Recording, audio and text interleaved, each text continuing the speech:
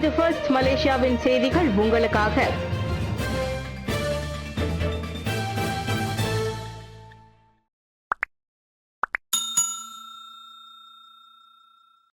முடி Madani Ron 95 திட்டம் ஓட்டுநர் உரிமம் புதுப்பிக்க வார இறுதி நாட்களில் நேரத்தை ஜேபிஜே நீட்டிக்கும். புடி மடானி ரோன் 95 திட்டம் செயல்படுத்தப்பட்டதை தொடர்ந்து மக்கள் தங்கள் ஓட்டுநர் உரிமத்தை புதுப்பிக்க வசதியாக செப்டம்பர் 27ஆம் தேதி முதல் அக்டோபர் 26ஆம் தேதி வரை நாடு முழுவதும் வார இறுதி நாட்களில் சாலை போக்குவரத்து துறை ஜேபிஜே அதன் நடவடிக்கை நேரத்தை நீட்டிக்கும்.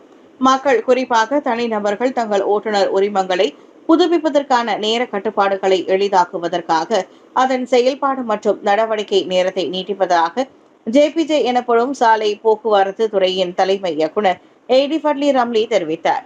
ஓட்டுநர் உரிம முகப்பிடங்கள் மற்றும் இதர முகப்பிடங்கள் ஒவ்வொரு சனி மற்றும் ஞாயிற்றுக்கிழமைகளிலும் காலை 8:30 மணி முதல் மாலை 4:30 மணி வரை அனைத்து மாநில ஜேபிஜே மற்றும் அதன் கிளைகளிலும் திறந்திருக்கும்.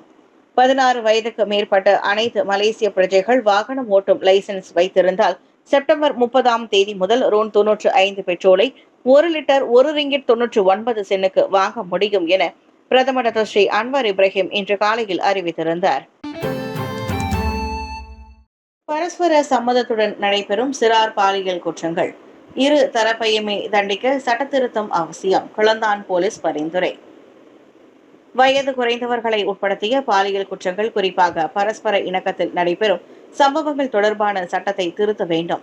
கிளந்தான் மாநில போலீஸ் தலைவர் டாக்டர் முகமது யூசுப் மொமாட் அவ்வாறு பரிந்துரைத்துள்ளார். கிளந்தானில் பதிவான சிறார் பாலியல் சம்பவங்களில் சுமார் 90 விழுக்காடு சம்பவங்கள் இருவரது சம்மதத்துடன் தான் நடந்துள்ளது, வற்புறுத்தலால் அல்ல என்றார் அவர். ஆனால் நடப்பு சட்டங்கள் ஆண்களை மட்டுமே குற்றவாளி என கருதி தண்டிக்கின்றன. உறவுக்கு பெண்களும் உடன்பட்டிருந்தாலும் அவர்கள் பாதிக்கப்பட்டவர்கள் என கருதப்படுகிறார்கள். இது ஒரு சார்பு நிலையை மாற்றி இருதரப்புமே பொறுப்பேற்கும் வகையில் சட்ட திருத்தம் பட வேண்டும் என அவர் வலியுறுத்தினார். அதே சமயம் பெற்றோர், ஆசிரியர்கள், மத நிறுவனங்கள் உள்ளிட்ட தரப்புகள் விழிப்புணர்வு மற்றும் கண்காணிப்பு வழியாக இந்த சிறார் பாலியல் சம்பவங்களை தடுப்பதில் பங்கேற்க வேண்டும் என்றார் அவர். ரோன் 95 பெட்ரோல் செப்டம்பர் 30 முதல் லிட்டருக்கு 1.99 ரிங்கெட் விலையில் விற்கப்படும். பிரதமர் அறிவிப்பு. செப்டம்பர் 30 முதல் செல்லுபடியாகும் ஓட்டுநர் உரிமம் கொண்ட மலேசியர்கள் ரோன் 95 பெட்ரோலை 1 லிட்டருக்கு 1.99 ரிங்கெட் என்ற மானிய விலையில் பெற முடியும். இந்த புடி மடானி ரோன் 95 திட்டம் சுமார் 16 மில்லியன் மக்களுக்கு பயனளிக்கும் என்று பிரதமர் டாக்டர் ஸ்ரீ அன்வர் இப்ராஹிம் இன்று அறிவித்தார். போலீஸ் மற்றும் இராணுவத்தினர் செப்டம்பர் 27 முதல் புதிய விலையை பெறுவார்கள். அதே நேரம் எஸ்டிஆர் உதவித்தொகை பெறுவோர் செப்டம்பர் 28 முதல் சலுகை எரிபொருளை பெற முடியும். மானியம் பெறுவதற்கு வாகனம் ஓட்டிகள் பெட்ரோல் நிலையத்தில் மைகார்டு அடையாள அட்டையை காண்பிக்க வேண்டும் அல்லது டச் அண்ட் கோ மற்றும் பெட்ரோனஸ் செட்டில் செயலிகளை பயன்படுத்தி எளிதாக பரிவர்த்தனை செய்யலாம். ஆனால் ஏற்கனவே அறிவிக்கப்பட்டபடி வெளிநாட்டவர்களும் பெருநிறுவனங்களும் இந்த மானிய விலைக்கு தகுதி பெற மாட்டார்கள். அவர்கள் 1 லிட்டருக்கு சுமார் 2.60 ரிங்கெட் என்ற முழு விலையின்படியே செலுத்த வேண்டும் என்று அன்வார் அறிவுறுத்தினர். எது எப்படி இருப்பினும் மலேசியாவின் எரிபொருள் விலை இன்னமும் வெளிநாடுகளை விட குறைவாகவே உள்ளது. உணவகத்தில் அல்பகா மற்றும் ஏனைய விலங்குகள் 10,250 ரிங்கிட் அபராதம் மற்றும் 7 நாட்கள் மூட உத்தரவு. மலாக்கா கம்புங் ஜாவாவில் வாடிக்கையாளர்களை கவரும் நோக்கில் அல்பகா உட்பட 23 விலங்குகளை வைத்திருந்த உணவகத்திற்கு ஊராட்சி மன்ற அதிகாரிகள் 10,250 ரிங்கிட் அபராதம் விதித்து 7 நாட்கள் உணவகத்தை மூட உத்தரவு பிறப்பித்துள்ளனர். உரிமையாளர் அனுமதியின்றி விலங்குகளை உணவகத்தில் வைத்திருந்தது உரிம நிபந்தனைகளுக்கு முரண்பட்டது என்றும் உணவகத்தை விலங்குகள் சாலை போன்று மாற்றி இருப்பது தண்டிக்கத்தக்கது என்றும் ஊராட்சி மன்ற தலைவர் டாக்டர் ஷாடன் ஒத்துமான் தெரிவித்தார். இத்தகைய யோசனை சுவாரஸ்யமாக இருந்தாலும் விலங்குகளின் இயற்கை நலனை கருத்தில் கொண்டு தெளிவான வழிகாட்டி அவசியம் என மாநில துணை ஆட்சிக்குழு உறுப்பினர் டாக்டர் முகமது நூர் ஹெல்மி குறிப்பிட்டார். இந்நிலையில் இக்குற்றம் பொழுதுபோக்கு மற்றும் மகிழ்ச்சி நிலையே சட்டத்தின் கீழ் பதிவு செய்யப்பட்டு மேல் விசாரணை தொடங்கப்பட்டுள்ளது. சுங்கை பட்டாணியில் ஆடவன் கத்தியால் தாக்கப்பட்ட விவகாரம் விசாரணைக்கு உதவ சந்தேக நபரின் தந்தை கைது. சுங்கை பட்டாணியில் பாயூனாகு அடுக்குமாடி குடியிருப்பில் ஆடவர் ஒருவரை கத்தியால் வெட்டியதை தொடர்ந்து கைது செய்யப்பட்ட சந்தேக பேர்வழியின் தந்தையை போலீசார் தடுத்து வைத்துள்ளனர். நேற்று சந்தேக பேர்வழி கைது செய்யப்பட்ட பின்னர் அவனது தந்தையான 50 வயது நபர் தடுத்து வைக்கப்பட்டுள்ளதாக கோலாமுடா போலீஸ் தலைவர் துணை கமிஷனர் ஹன்யான் ரம்யன் தெரிவித்தார். இந்த சம்பவத்திற்கு போதைப்பொருள் அல்லது குண்டர் கும்பல் தகராறு காரணம் அல்ல என்று கூறப்பட்டது. இந்த 2 சந்தேக பேர்வழிகளும் விசாரணைக்கு உதவும் பொருட்டு தண்டனை சட்டத்தின் 326வது விதியின் கீழ் இன்று முதல் 5 நாட்களுக்கு தடுத்து வைக்கப்பட்டுள்ளனர். நேற்று மாலை மணி 3 அளவில் தனது சகோதரருக்கான அந்த நபர் காத்திருந்த போது 20 வயதுடைய சந்தேக பேர்வழி தாக்கியுள்ளார்.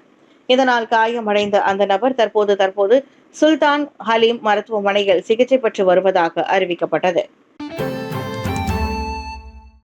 இன்டர்மிட்டன்ட் ஃபாஸ்டிங் விரத முறையை நன்மையா தீமையா?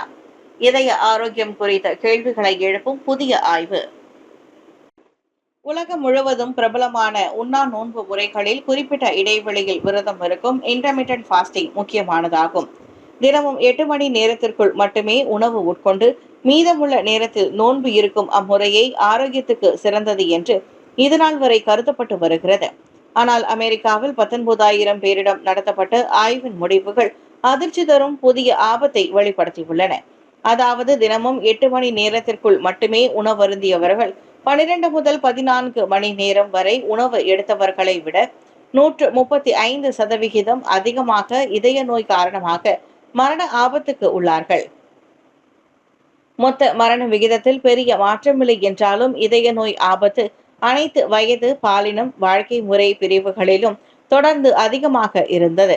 இந்த ஆய்வு அதற்கான காரணத்தையோ விளைவுகளையோ உறுதி செய்யவில்லை என வல்லுநர்கள் கூறுகின்றனர். ஆனால் இம்முடிவு இன்டர்மிட்டன்ட் ஃபாஸ்டிங் முற்றிலும் அபத்தமானது, ஆபத்தற்றது என்ற பரவலாக நம்பிக்கை குறித்து கேள்வி எழுப்புகிறது. இதையடுத்து குறிப்பாக புகையிலை பிடிப்பவர்கள், நீரிழிவு நோயாளிகள் மற்றும் இருதய நோய் உள்ளவர்கள் கூடுதல் கவனத்துடன் இருக்க வேண்டும் என்று ஆராய்ச்சியாளர்கள் தெரிவித்துள்ளனர். தஞ்சோங் பிடாரா கடற்கரையில் பாம்பு, பீதியடைந்த சுற்றுலா பயணிகள். நேற்று மதியம் மலாக்கா தஞ்சோங் பிடாரா கடலில் 8 கிலோ எடையுடன் 2 மீட்டர் நீளமுடைய பாம்பு தோன்றியதால் கடற்கரையில் இருந்த சுற்றுலா பயணிகள் பீதி அடைந்தனர். கடலில் நீந்தி கொண்டிருந்தவர்கள் அருகில் உள்ள பாம்பை கண்டதால் அதிர்ச்சி அடைந்து உடனே மலேசிய குடிமை பாதுகாப்பு படைக்கு தகவல் தெரிவித்தனர். 2 அதிகாரிகள் சுமார் 30 நிமிட முயற்சிக்கு பிறகு பாம்பை உடனடியாக பிடித்தனர் என்றும் இதுபோன்ற பாம்புகள் கடலில் தோன்றுவது இதுவே முதல் முறை என்று அதிகாரிகள் கூறினர்.